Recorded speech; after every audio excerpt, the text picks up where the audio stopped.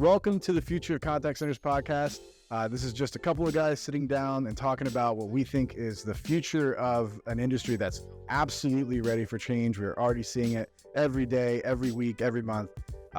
We want to talk through a better way of running contact centers and treating the agents in your contact centers and driving more value to your customers and to your business. I'm your host, Trevor Clark. Here with me is Nate Namor. So Nate, what are we talking about today? Yeah, really excited for this episode today. I think our prior two episodes, we talked a lot about just core benefits of using GigCX and how to revolutionize your contact center through it. But today we really get into the math and really the cost savings, which is probably what people care most about when they're partnering with GigCX. We're going to talk a little bit about the big four that we believe that are the most beneficial advantages to using GigCX. Talking about our model overall, I think there's three really big benefits. Mm-hmm. One is we talk a lot about flexibility, being able to staff perfectly at every single time, right? That's flexibility. We also talk a lot about the agents and how much better they are than the norm, right? And then the other one is cost savings. We say very confidently that 35% cost savings is possible with our model. And we're talking about in the U.S., so 35% lower cost in the U.S. versus an alternative. Now that one, to your point, it gets complicated. Not everyone understands the math of contact centers, and sometimes it's the best thing to do is just open a spreadsheet up and look at the assumptions. And actually, I think we've done that with almost every one of our customers, and it goes well because it's not we're just going to expose the math, and why not do it here? Exactly. Yes, right. So I'm going to screen share. If you're listening on Spotify or wherever you listen to your podcasts, go to our YouTube channel and look at the visuals. Otherwise, we'll just explain it, and I think you'll be able to follow along. First, we talk about 35% cost savings, right? It's coming from four different places, I think. I'd love to hear your thoughts on this too. But the first is you never pay for shrinkage in our model. Mm-hmm. Now, shrinkage to me, this is the biggest one. Shrinkage on average, like 35%. So you'd think, so that's the majority of our savings and the most impactful.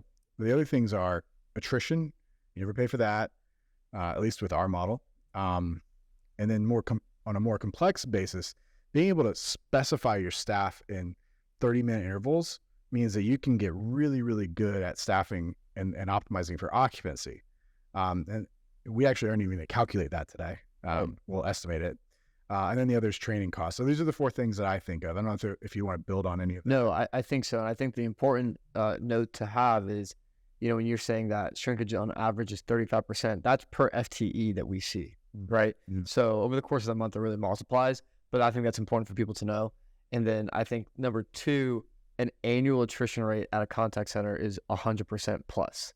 Yeah. So there's huge cost savings in there. It varies, right? Some people are, some companies run really well and they're like sub 30. Yeah. And that's great. And some attrition's okay. You kind of want people to be promoted. Right. Anyway. But that attrition is costly because you're not only recruiting people to come back and fill that, but you're training them as well.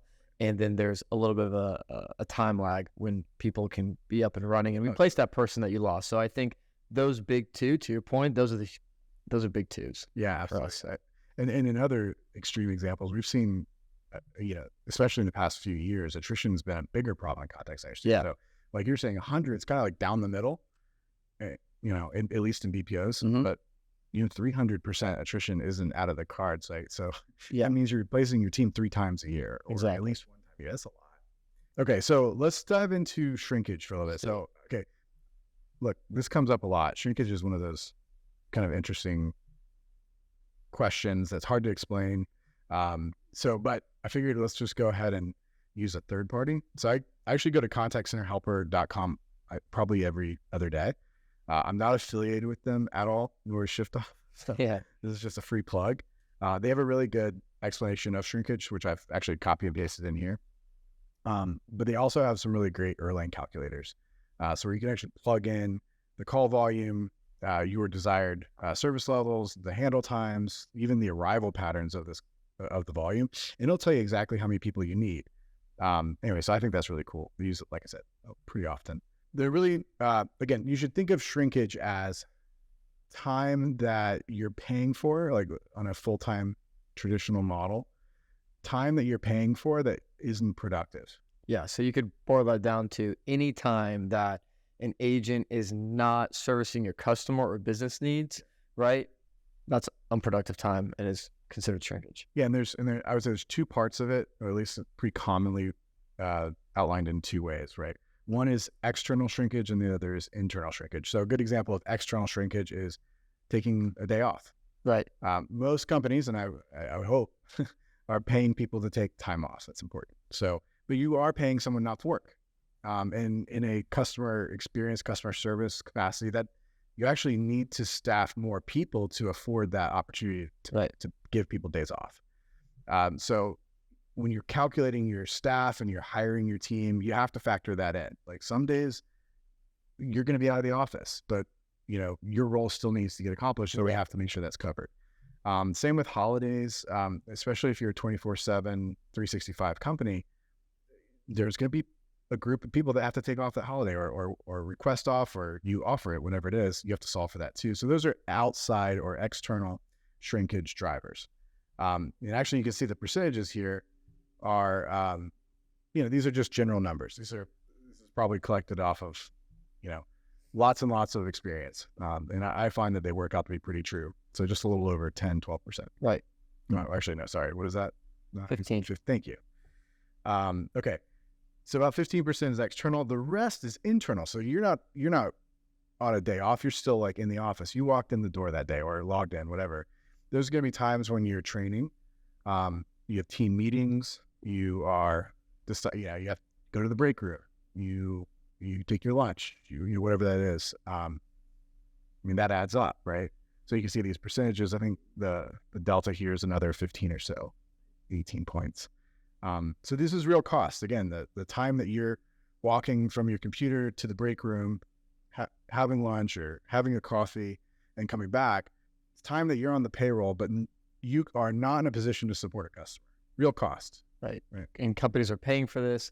And these, like to your point, is probably has a lot of data points that this website's using, but this can be extreme. It can go north of 50% depending.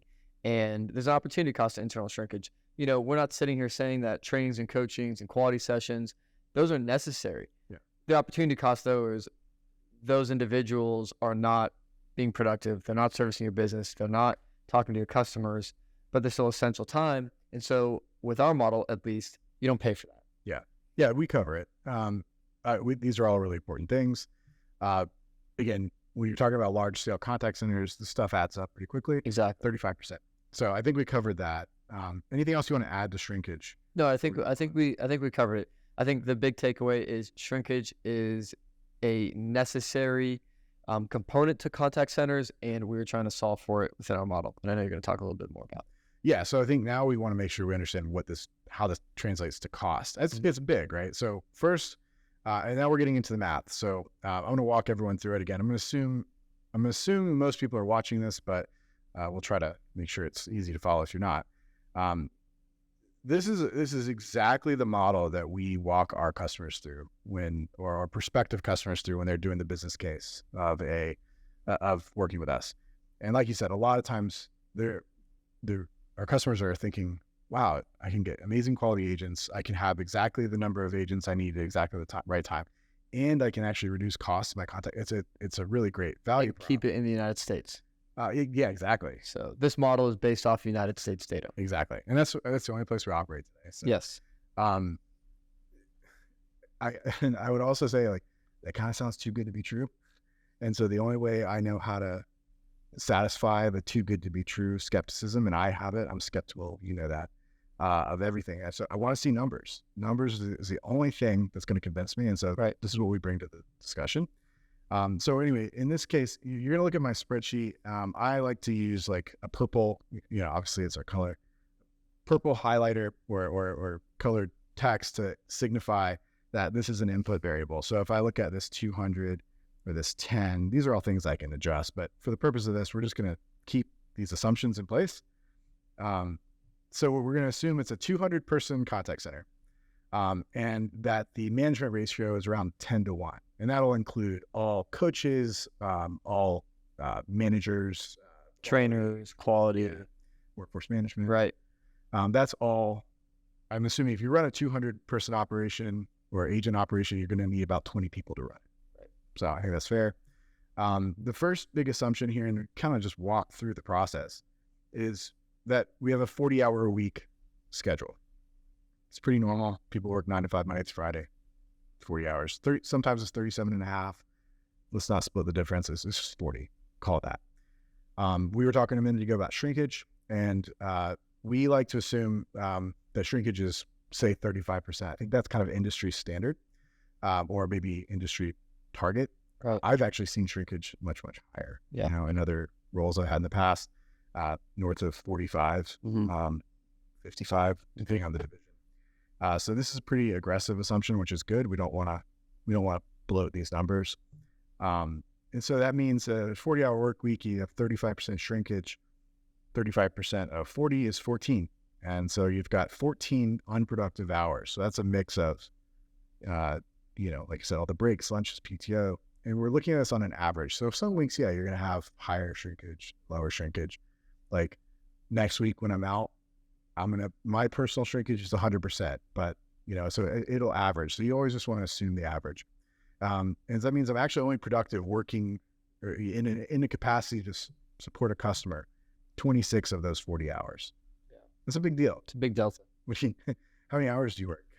Yeah. Everyone says 40. That's true. So now you're going to pay on the 40, right? So, nobody's getting a paycheck for 26, right? Mm-hmm. So when we look at this 8,000, this is really 200 times 40, right?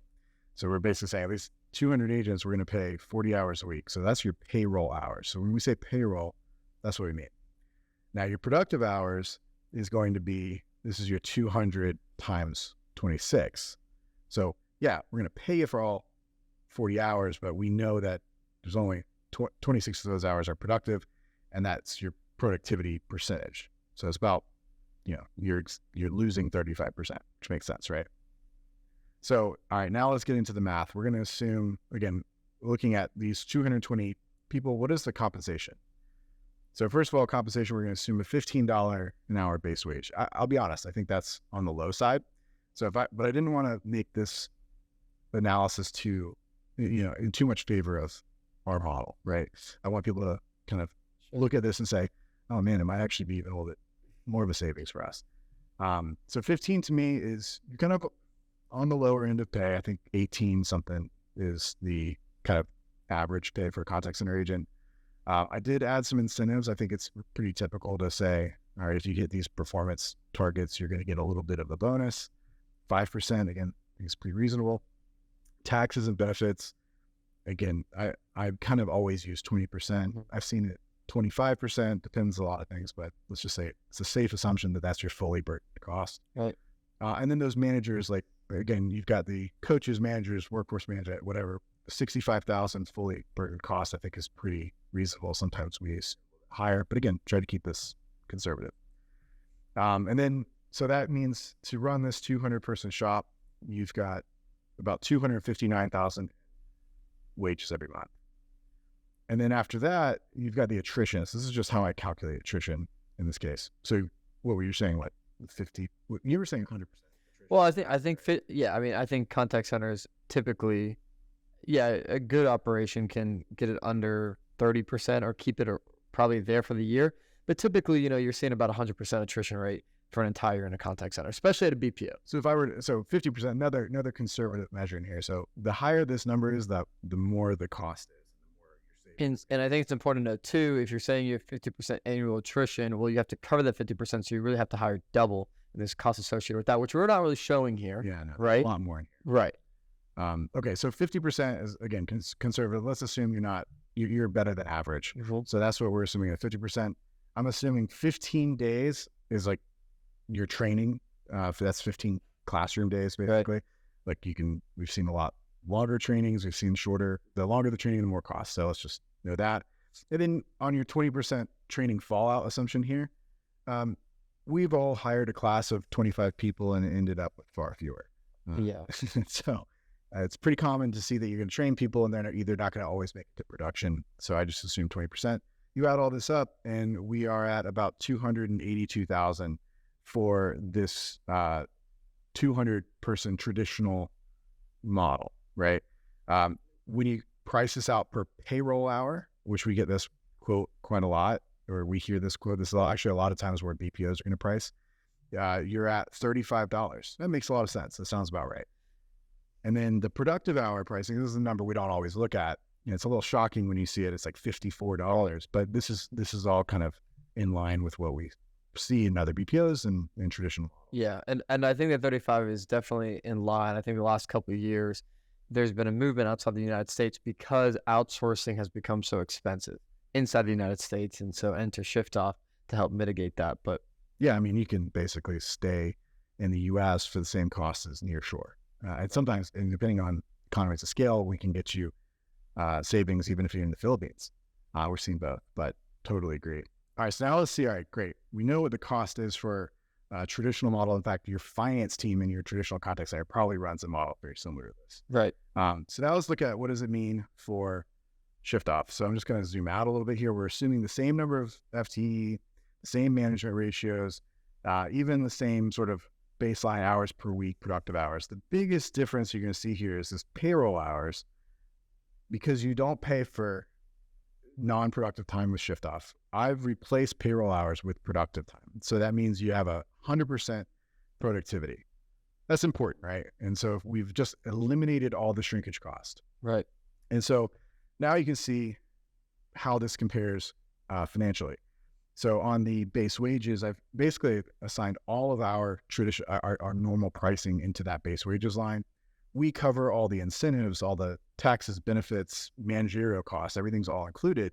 So I haven't included any dollars there. So the total cost here is $182,000 for this month with shift off versus the $259,000, almost $260,000 in the traditional model. So there's a 30% savings immediately. I think that's pretty powerful. And I think too, if you've ever worked with a BPO, if you're a client or a company looking at this, there comes, last episode we talked about seasonality. Every seasonality, there's an overtime drive, and the BPOs or the contact centers are going to their clients and saying, hey, we need a little bit extra to drive incentives. What can you give us? With shift off, we cover all of that. So your price is all inclusive, and we're not going to you asking for more. We're handling it internally because you've already paid us what we want, what we need to produce at a high level. So I think that's a big key there too. You're never paying more than what you sign a deal with us. Right. That's what, overtime's a real cost too. I think when it was under control in like previous companies I worked for, like we were on target as like 2%. A lot of times they hit 10%.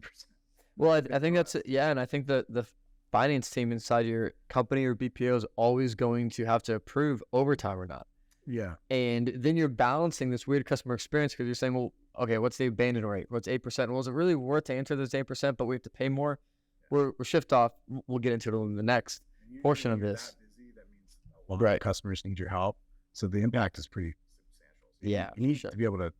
And you get this weird like finance cost versus supporting your customers, tug of war, and nobody wins in that element. So shift off, you eliminate that fight entirely. Speaking of eliminating fights, we've eliminated attrition too. Yeah, that's big. Zero. I mean, like that's on us, right? We look at it this way.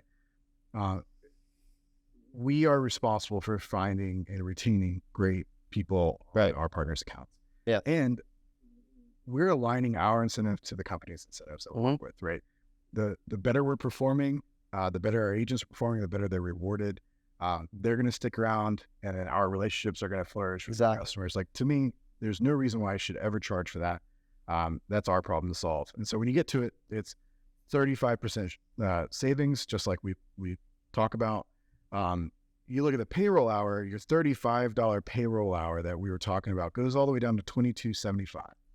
Yeah. Like we were saying earlier, you cannot get that pricing in the United States. No, doesn't exist. That's just impossible. That's more like near short. If I were, maybe.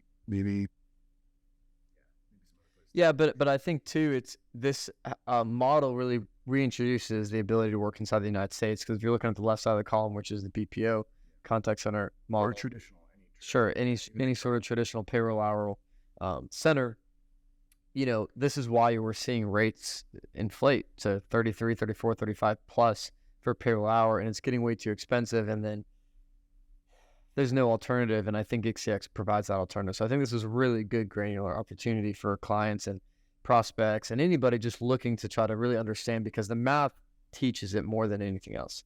Yeah, and one more point, like we don't talk about productive hour enough. So I know when we go into a lot of conversations, there's an educational component to that. Sure. But if the traditional contact center model looks at their productive hour and the way we've outlined it, it's almost $54, right? Yeah. And so then, you look at a rate like, in this case, we're assuming a $35 price. Like, we don't keep our pricing that secret. It's 35% less than the US. You can back into that in a number of ways. 35 is our price. And here you can see just the dramatic improvement in that expense. Now let's zoom out for a second. While I zoom out. Well, I think the only thing I would add is, if you're looking at this and you're probably saying it's too good to be true, I think a lot of what we do is tech enablement. We advocate for the use of technology, and it allows us to operate a lot more efficiently than I think most firms in the in the space, in the industry. So that's number one. It's like Uber, right? When Uber launched, and this may not be the best example because I think they're getting greedy on their pricing nowadays. But like your Uber pricing was significantly less. It was so low. But I would actually counter argue that I think they went through a little bit of a wave during maybe COVID. After COVID, there was a spike in inflation. But now when I get an Uber, I don't really, I guess because I'm normalizing my views to, okay, this is what it costs, but I still know I'm just paying for the mileage that I'm going. That's exactly right. So I still don't think Uber is that expensive, or any rideshare company, to be honest with you. So one more thing we haven't captured, and we won't spend any more time on actually, but this whole concept of occupancy, maybe we dig into this in a separate episode, right? But when you can staff perfectly every 30 minutes, now you have given yourself the ability to match your staffing exactly when that customer needs you. And that's actually a really big drawback of a traditional model. So I love this visualization that we look at. Great. So it's like, all right, cool. You have full-time people. Well, they're kind of flat, right? But when those spikes happen, this is your long hold time. This is your angry customer. This is your escalation. This is the conversation with finance. Do we drive overtime? Yeah. There's a big cost associated with that. It's usually times 1.5 what you're paying. Yeah. So it's, 50%. And then there's another conversation with finance here, which is, oh my gosh, you've got way too many people. You're overstaffed. And so then, hopefully you don't act on that because there's another wave coming. Like, so this is challenging and has an impact to your customers and has an impact to your bottom line. But here you've got the ability now to staff exactly to when that same exact curve is coming in. So occupancy is a big part of it. If you're just some minor improvements to occupancy, have major financial impacts. And then the training cost, obviously, anywhere possible, we are trying to eliminate that from our model. Again, just like you said with Uber, we're only going to charge you for the miles that you're riding, or the productive hours that you use. That's a big value prop, I think, in this model. Yeah, and I think it really puts our clients at ease, right? It's like, back to the Uber model really quickly, just because I think it's a really good description and example, is when you get in a taxi in New York City and you're going 3 miles, you're so anxious sitting in the back seat in traffic watching that meter uptick, right?